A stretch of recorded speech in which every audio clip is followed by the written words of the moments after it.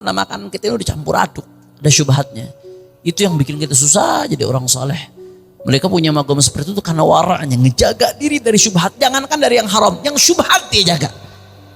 Jangankan kalau ya Allah, orang sekarang yang bahasanya orang sekarang kan yang haram aja susah, apalagi yang halal.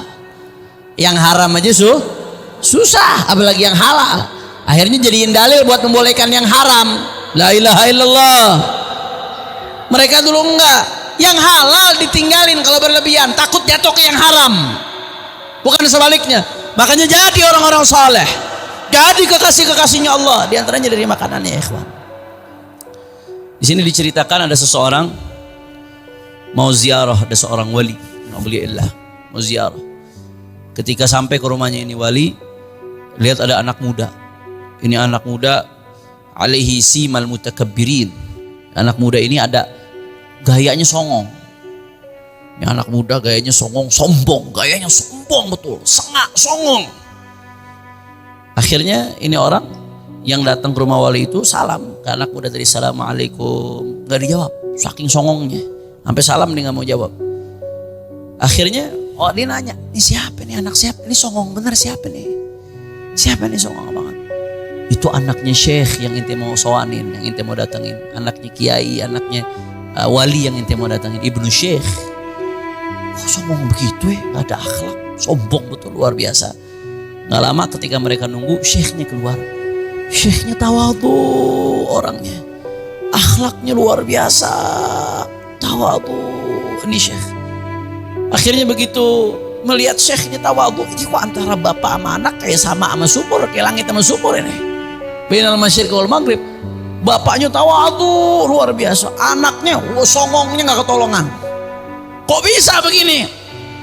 Akhirnya bertanya-tanya dalam hatinya, kif yakun limithli hadzal syekh mithla hadzal, bagaimana mungkin bapak yang begini tawadhu punya anak yang begini songong, begini sombong, kok bisa? Biasanya kan yang namanya pohon nggak jatuh jauh dari buah nggak jatuh jauh dari pohon. Ini bapaknya tawadhu luar biasa, kok anaknya songong begini? Bagaimana ceritanya nih?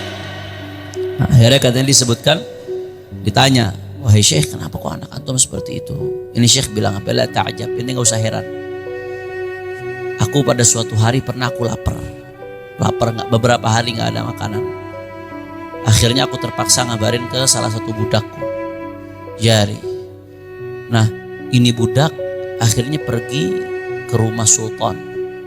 Dia ngambil makanan dari rumahnya sultan, karena budak ini dekat sama sultan, kerja sama sultan. Budak saya tapi kerja sama sultan, sama penguasa saat itu. Dia ngambil makanan dari rumahnya sultan. Akhirnya ketika aku makan makanan tersebut yang aku dapat dari budak, ya mungkin sultannya zalim, nggak waro, nggak soleh pada saat itu. Ketika aku makan makanan tersebut dari rumah, ghalabat alayya syahwatul jima'. Aku habis makan itu aku datang syahwat. Aku pengen tidur istriku. Udah, aku tidur istriku, fahadzal walad min nutfati dzalikal ta'am. Ente tahu anak-anak yang sombong tuh? Yang sombong itu anak yang ane jima, maninya hasil ane makan makanan dari rumah sultan. Sampai segitu aja ikhwan.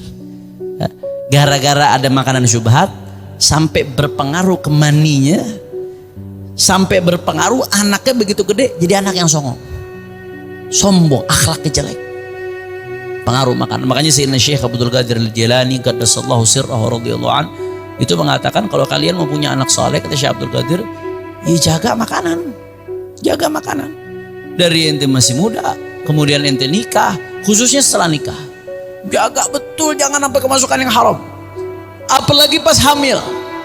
Ya Allah, itu begitu hamil kemasukan makanan haram, itu makanan haram jadi darahnya tuh anak, jadi tangannya tuh anak, jadi hatinya tuh anak, jadi otaknya tuh anak, sari-sari dari makanan yang haram menyerap ke tubuhnya, berbentuk jadi tulang, jadi daging, jadi darah.